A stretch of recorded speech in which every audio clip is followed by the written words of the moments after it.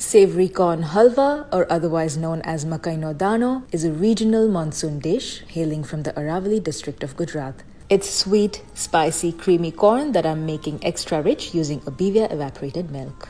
Start by adding some fresh or frozen sweet corn kernels into a blender jar along with a fresh green chilli.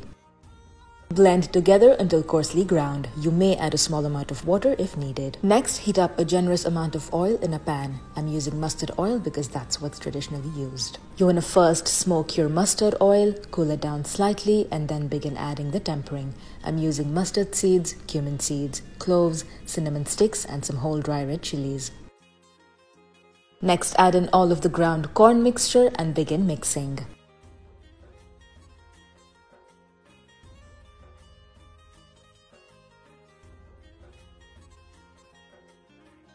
Add in some ground turmeric and some semolina.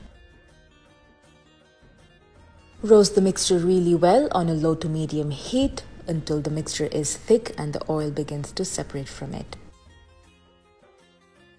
As the oil begins to separate, you will see that the mixture will start to slide around in the pan in one single mass. At this point, it's time to add in a whole can of rich and creamy Abevia Evaporated Milk. Using evaporated milk over regular milk not only makes the dish taste better, but it also helps the dish cook down a lot faster. Now goes in some salt and sugar to taste. You can skip the sugar if your corn is naturally very sweet. Continue cooking while stirring occasionally until the mixture is quite thick.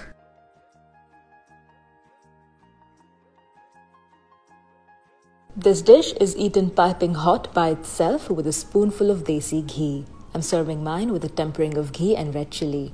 And there you have your super rich savory corn halwa or makai no dano made with Abevia Evaporated Milk.